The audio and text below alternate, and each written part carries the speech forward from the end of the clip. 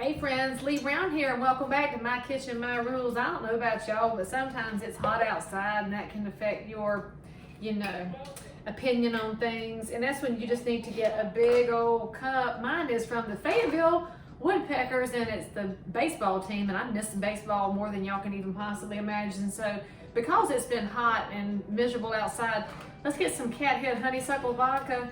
And if y'all have been watching my show at all, you know this is like nectar of the gods here. And it's another reason to be Southern, because one of my girlfriends wanted to thank me for something, and y'all, she brought me 2 bottles of that amazing stuff. And so she's now my favorite friend. I mean, I'm a pretty easy person to convince over to your side. And I am just mixing it with water because that makes me feel less like I've got an alcohol problem. So we have some honeysuckle vodka there. What we're gonna fix for supper tonight is super easy, but there's a lot of prep involved. And frankly, chopping things with a knife is a blessing to many of us. So on my stove over here where y'all can't see, look, I got to get a cameraman or something. So I got my big pot going, and yes, I did already make a cobbler for dessert because I'm advanced like that. And y'all know how to make it now, don't be acting like you don't. I've got my water heating up to boil. We're gonna salt the water because we're fixing to put some potatoes in there. Put you some kosher salt in there. Now, if you've been watching my show at all, you know that I pretty much salt and butter everything. But what we're gonna boil are these little nice potatoes I found at the farmer's market this weekend. They call them creamer potatoes, the little tiny ones. I reckon you can buy them at the grocery store too, but they cook faster and they have a better flavor than the big giant ones. And no, I'm not gonna peel them, and I'm not gonna quarter them or any of that, because they're gonna cook just fine like this. And so as soon as my water comes to a boil, we're gonna add the potatoes in. In the meantime, here's all the things you need to be prepping for. Look, you need spices for days for this recipe. You need your pepper and your salt. You need some red pepper flakes, some minced garlic, some paprika. You need some, whatever seasoning mix you like. My son and I are ridiculously addicted to the Hawaiian seasoning salt by NOH Foods of Hawaii. I had to order it online. It's expensive. It's all get out. You need some olive oil. And you know what you're gonna need? Old Bay, that's right, because I'm fixing to devein some shrimp. Now, for some of y'all, you might not know the secret on shrimp.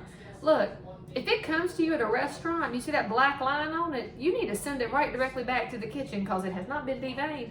Do not eat shrimp that has not been deveined. Y'all know that's the poop line, right? I mean, I'm just concerned about people who eat shrimp and do not seem to understand that that little black line is straight up poop. And so let's get our cutting board here and get started on some prep items. We're gonna actually start with our lemon because we need the juice of 1 lemon to go with all of those spices. And you've got a second lemon you need to have around as well that you're gonna make wedges out of to go with that shrimp. And by the way, to go with that shrimp, we are gonna have some sausages. If you can find andouille sausage, then you probably live in Louisiana or Mississippi, and I'll be jealous of you. But for my purposes, I bought what they had at the Lowe's Foods, which was the mild Italian sausage. You could get spicier, but I'm gonna feed this to my mama, and she can't handle the hard spices, and so we go mild for her. So that's what the water's boiling. We need to get an onion. And look, my kitchen is a hot mess because I love this time of year, y'all. I love going to the farmer's market because frankly, whatever I find is whatever we're gonna use to fix things. And that is one of the blessings of being somebody who chooses not to measure. And it just takes you a little bit of confidence. I'm pretty sure everything in life is better when you develop a little bit of confidence. Confidence to have opinions, confidence to take risks, confidence to be wrong. I mean, frankly, we've had people be wrong in life, and the world wants to eat them alive right now if you're wrong, but you don't really learn if you're right all the time. I'm just gonna say that. And so if you've been wrong, just live it, love it, and move ahead on and be better than you were yesterday. That's about all any of us can do, which is why I kind of hate these social media warriors online that want to eat people alive for having made a mistake in their youth like years ago.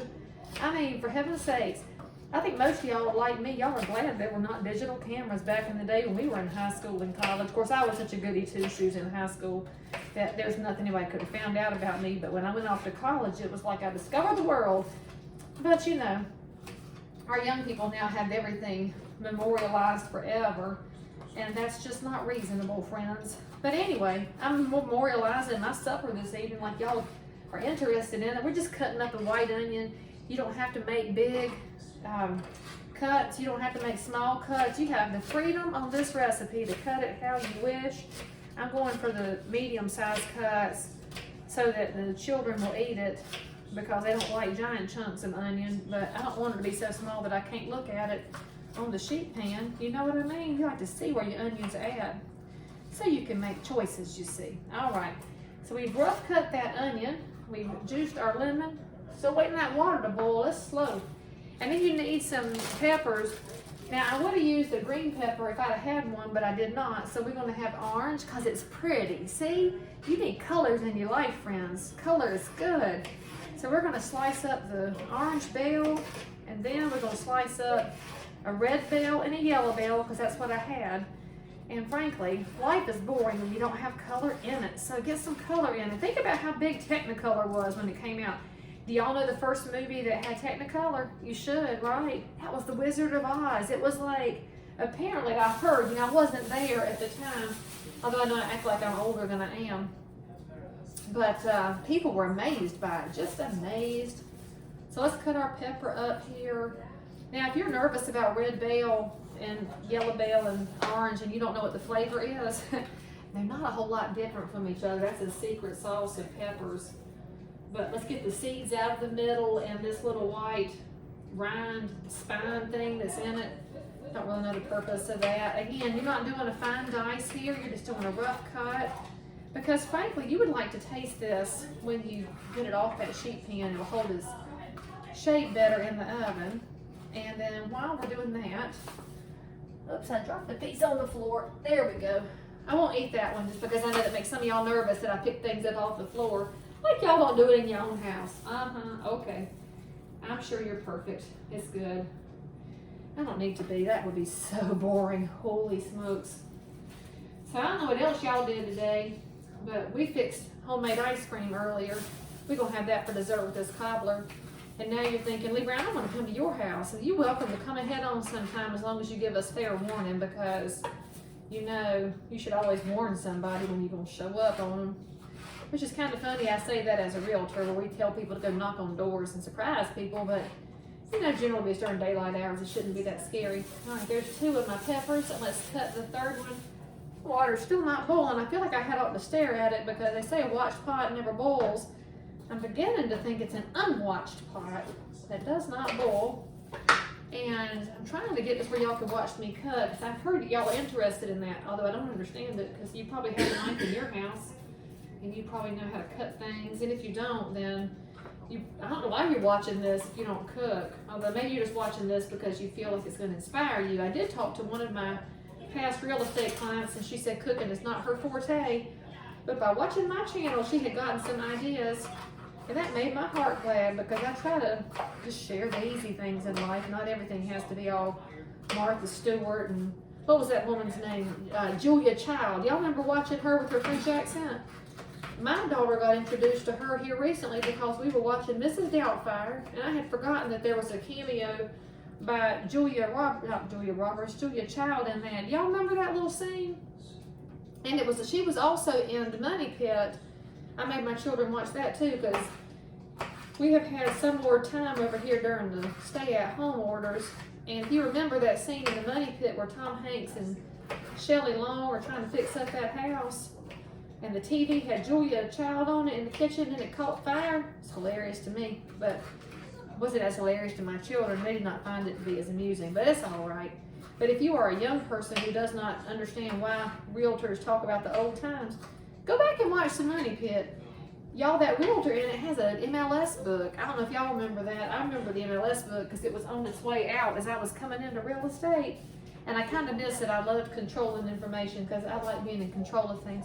All right, so look, how pretty is that? I mean, for real. See, when you chop up the onion and 3 peppers, you've got a beautiful set of colors there, which means it's going to taste real good. And now, while I wait for that ever-loving pot to boil, I'm going to cut my lemon into wedges. I cut the ends off just because I can. I think that goes back to my bartending days, because I did not like to leave a little pointy end on my wedges. And by the way, friends, when you're eating out in a restaurant, don't ask for the lemon for your coffee or tea or water. because it gets handled a whole lot in the back of the house, and I would never ask for lemon from a restaurant. Look, I'm just telling y'all that as a friend because you should know things, and you should also think carefully about sending your food back in a restaurant unless you've been super kind to your wait staff or it's an obvious mistake. If it's just you being particular, friend, you need to just suck it up because we expect that of you. Okay, so now while I'm waiting on that to get caught up, let us make our seasoning mix. So we're gonna get our nice little glass bowl here. Move my camera. Y'all don't need to look at that pot that ain't boiling yet. Okay, so we need about 3 tablespoons of olive oil. So 1, 2, 3-ish, since I'm an ish person there. All right, now we need some paprika.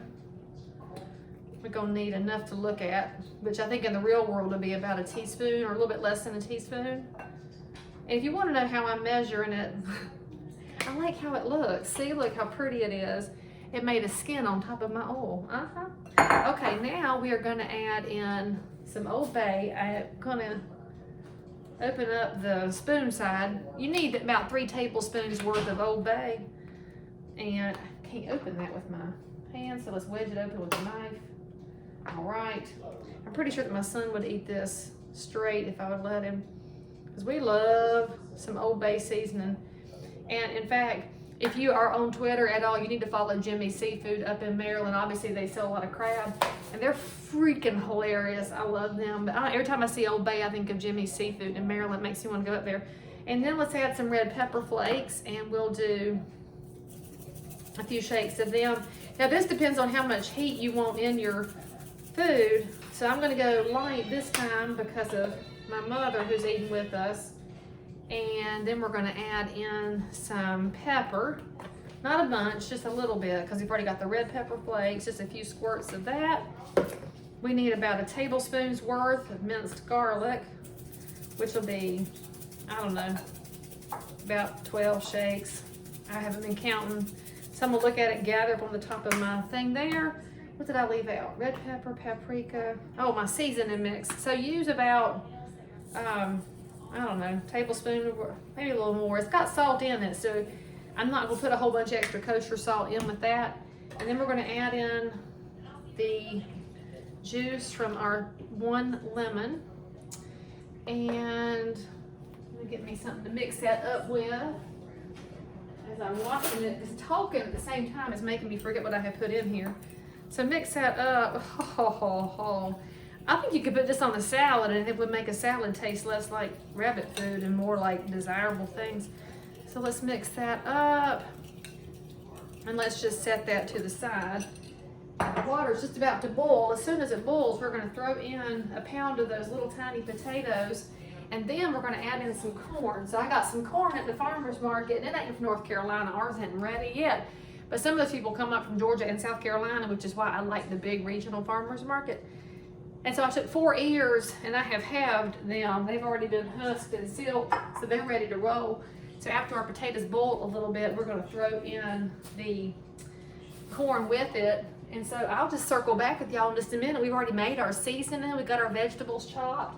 And then maybe I'll show y'all how to devein a shrimp if you're not familiar with that. So hang tight, and I'll pretend there's a commercial break here in case Cat Head Vodka or Old Bay want to sponsor me. Now would be a good time for me to have a sponsor, just saying. It's a wonderful opportunity.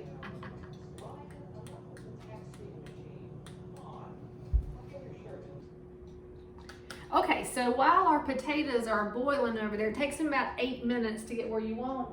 Set your oven to 425, not 350, right? I know that it's hard for y'all to get your mind around that. While that's going on, let's slice open just slice your sausage here and make it into little discs. Boy, it's getting around that casing a little bit. Yeah, because good sausage has a casing. Let me change knives. See if that'll work. Oh yeah, I'll go with serrated here to get through that casing. I would normally have bought, nieces to use, but for this recipe, I like the sausage that's in the shape such as this. All right, so we're gonna use about a pound of sausage here. And people can fight over that in your family too, like they do in mine. Although I guess if you're a vegetarian, you could do some of that 𝙏𝙀𝘼𝘼 or the fake sausage. I don't know. My sister eats that stuff, and her kids seem to like it. But maybe that's because that's all they know. I don't know. I don't CrossFit either, so I can't answer for any of those specific tastes in life. Although I was tickled by watching that program that's on Netflix, that Married at First Sight. Have y'all been looking at that program? They had the season 9 is set in Charlotte, and they had some young man on there who had CrossFit in his backyard. But I couldn't look at it, friends, because his yard was such a hot mess. And as a realtor, I just looked at it and said, Lord, take care of that yard, because you want to sell that house sometime, and I'm gonna have to come over and tell you to get some good landscaper over there to straighten it out, because it was bad. And then he was sitting in a chair that had apparently gotten pulled out of the back seat of a minivan. I don't know, but he did not seem to get matched up, which I think was probably not his time anyway. Okay, so we have now sliced up our sausage. Wipe off my knife here with a paper towel, yes. So let me show y'all how to devein shrimp. This is an important task to have. Move my coffee mug out of the way. And so I use a separate cutting board for my my seafood here, because I've got my other stuff over here. And you really don't want to mix your meats with your veggies, but actually after your veggies, no big deal. So I'm going to peel the shrimp just because that way nobody has to do it at the kitchen table and make a giant mess. And you see right down the middle, okay, that black line, that is the vein that we want to take the point of the knife and just scrape it out. And you are then going to have a clean shrimp to eat. This one I think had not recently eaten, because it's not a bad vein there. Let's get that pulled out. Shazam. One clean shrimp. Now, whether or not you're going to leave it in straight up full shrimp mode, or if you want to go ahead and chop it up, that is your personal preference, friends. I do not care what you do at your house. At my house, we're going to leave them big, because these are good, fresh North Carolina shrimp. And there is nothing better, frankly. So just when you're buying shrimp, be careful of where it is coming from, if it's farm raised or wild caught. And you want to buy it from as close to nature as you can. I like to buy North Carolina shrimp, since we do have the advantage of being on the ocean. And I do not like to buy seafood unless I'm at the beach, or if I'm at the farmer's market, where I can look at the man who caught it, drove it up from the coast. So we're gonna sit here and devein shrimp. It's not the sexiest job in the world, frankly. And so I'll circle back with y'all in just a minute, and I'll show you what happens next, because it's gonna get real easy from here on out, because from the time that's boiled and these are deveined, you're talking 8 minutes to go time. So after you prep, easy peasy, and I'll see y'all in a second.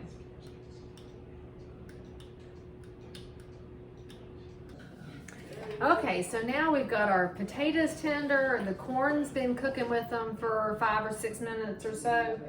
And then what we've done here is I took all of those beautiful vegetables that we chopped up, added in the chopped up sausage, and threw in the seasoning mix that we made in our little glass bowl and mixed it up good. Now we're just gonna dump all of this on our sheet pan, and you'll notice the lemon wedges are there too, sitting around the edges.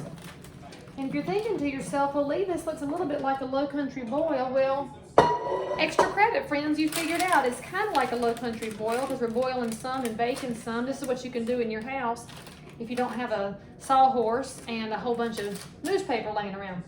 All right, now that we've got that in there, we're gonna dump the seasoned vegetables on top and get all of that in there evenly spread.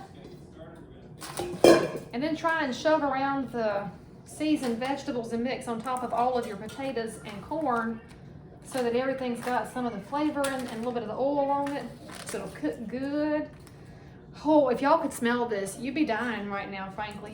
You're wishing you were at my house, because this is somewhere something. And so the lemon wedges that I cut, friends, they are just kind of scattered around the edges.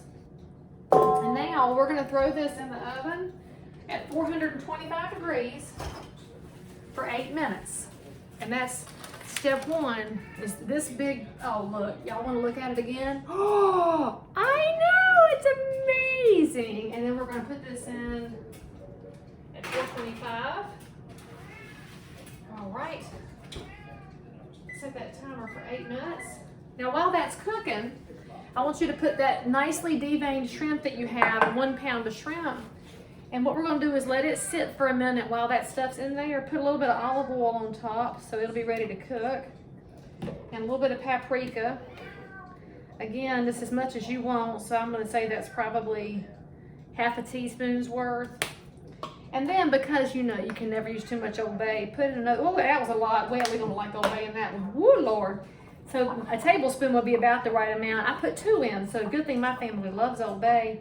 And let's stir that up, and that's just gonna sit in this little homemade marinade for about the time that stuff's in the oven. Now, when your 8 minutes is up, you're gonna toss in the shrimp. Just lay it up on the top of everything else that's in there, and you're gonna cook for 8 more minutes.